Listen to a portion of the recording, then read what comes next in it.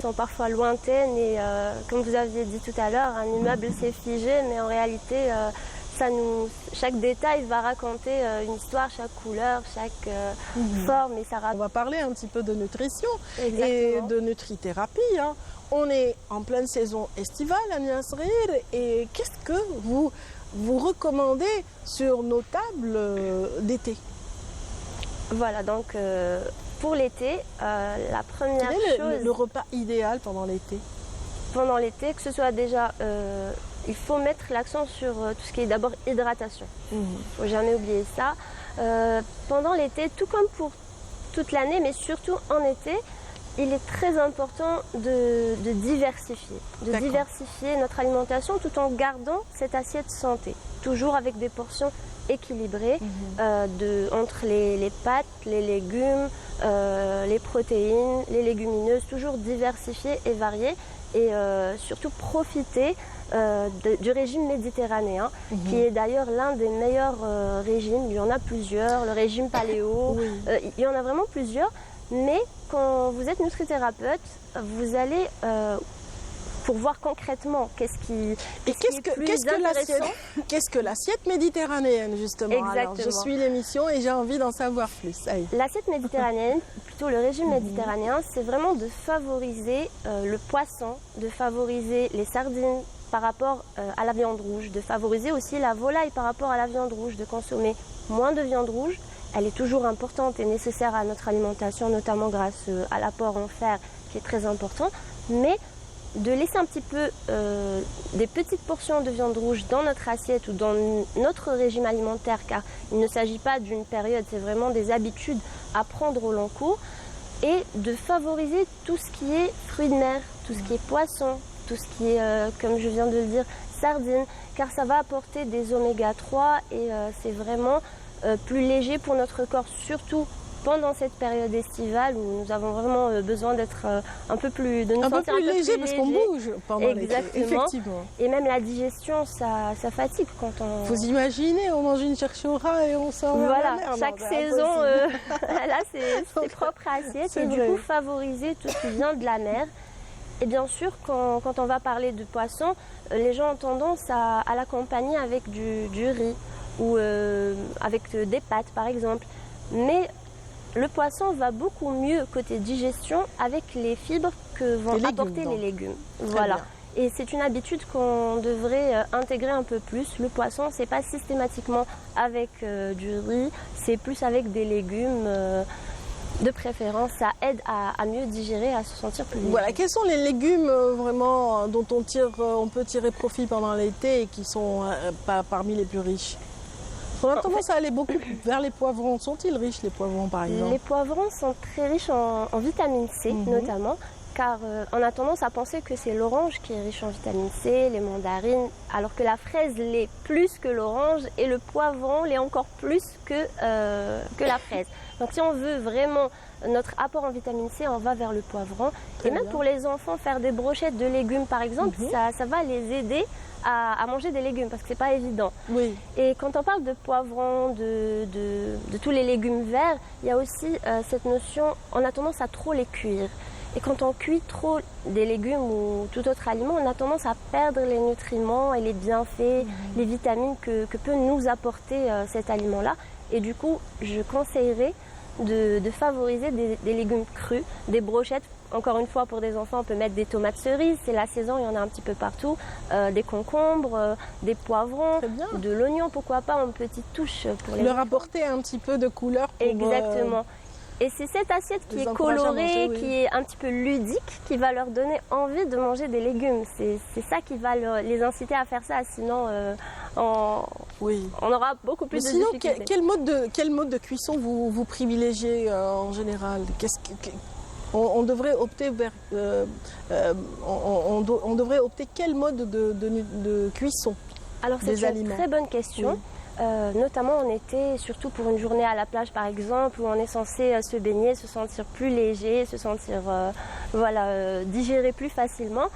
La cuisson des légumes. Déjà la cuisson des légumes, on vient de le dire, elle doit être vraiment à petit feu, lentement, c'est-à-dire ça doit vraiment cuire lentement pour ne pas perdre les nutriments.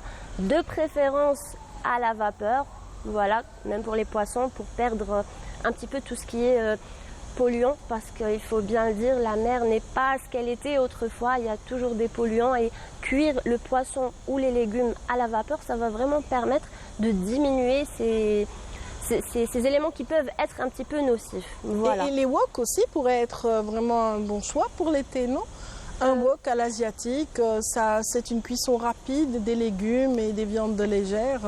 Ça pourrait être intéressant, oui, pour faciliter aussi la cuisson, etc. Mais on évite un petit peu tout ce qui est revêtement anti-adhésif. C'est pas très bon pour notre santé. Je favoriserais plus la cuisson en vapeur ou même une cuisson avec, comme vous dites, avec juste une petite touche très peu de gras. De gras, mais du gras d'origine animale plutôt que végétale. Voilà, parce que l'huile végétale ou par exemple la margarine n'est pas vraiment adaptée à la cuisson. C'est plutôt le beurre et les huiles d'origine animale qui sont adaptées à cela.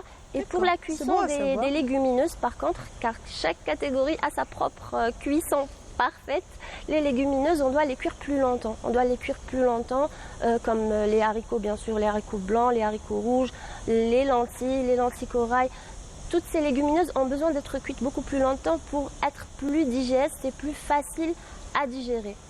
Quand on passe à la troisième catégorie qui est les pâtes, le riz, de préférence complet, le riz complet, les pâtes complètes, le blé complet, là, ça va changer.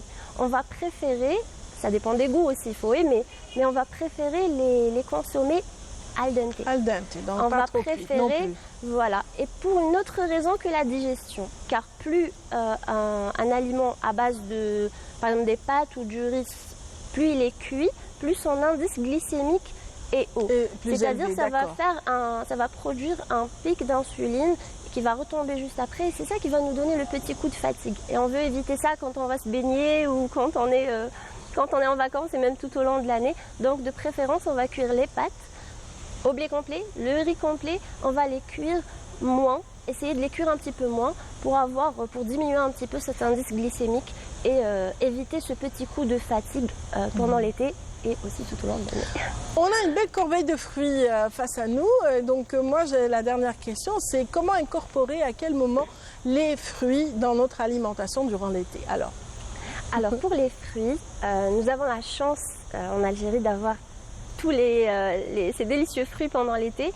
Et l'intérêt, c'est vraiment d'en consommer de façon saine. C'est-à-dire, on évite tout ce qui est jus de fruits pressés, qu'on croit sain, car quand on presse le fruit, on va aussi augmenter l'indice glycémique. C'est-à-dire, on va lui enlever les fibres, alors que c'est les fibres qui nous aident à ralentir un petit peu cette montée de sucre. Et ça va nous aider à mieux l'ingérer lorsque le fruit il est complet. Bien sûr, pour le goût, pour se faire plaisir de temps en temps, il n'y a pas de mal à faire des exceptions. Mais pour avoir des habitudes alimentaires au long cours qui sont saines, si on veut vraiment adopter un mode de vie plus sain, plus pour notre mieux-être que pour le poids ou autre chose, c'est vraiment pour se sentir bien dans son corps, je vais conseiller plus un fruit complet et à prendre 2 heures. Ça a l'air un petit peu aussi pas facile, pas pratique à appliquer, mais ça a vraiment un impact. 2 heures avant le repas. Ah d'accord. Ou bien après le repas. Très bien. Car sinon ça va se fermenter, ça va donner des ballonnements, car notre corps est plus fait pour digérer des aliments crus. Non mais vraiment 2 heures avant. Ou 1h30 ça peut aller. 1h30 ça peut aller. 1h30 ça peut aller. Bon, voilà. Je vais négocier si on veut tricher un petit peu, 1 heure ça va. On négocie un petit peu plus, on va arriver à 1 heure. 1 heure ça va. Le temps de digérer un petit peu. Voilà. On essaie d'être perfectionniste, mais on peut quand même. Justement avec l'alimentation, ce qui est bien, c'est que si vraiment on adopte de bonnes habitudes alimentaires, on va pouvoir vraiment le ressentir au quotidien. Et c'est ça qui est important. On oublie ça, on oublie le côté bien-être, mieux-être. On a tendance à se focaliser sur les kilos, sur l'apparence, alors qu'il suffit juste d'avoir un poids de forme, un poids avec lequel on va se sentir bien, on va se sentir léger. Et voilà, donc il faut juste appliquer, essayer de s'habituer. C'est un petit peu difficile au départ, Mais si on prend ces habitudes-là et qu'on voit le résultat, je vous assure que vous allez attendre cette petite heure, vous allez patienter parce que vous allez vous sentir beaucoup plus légère. On est léger après. On n'aura pas ces problèmes de ballonnement, on n'aura pas ces problèmes de sensation de lourdeur, vous voyez. Donc on va éviter ça en espaçant entre les fruits et le repas d'une petite heure. Merci beaucoup Ania Serir pour ces conseils et puis on revient.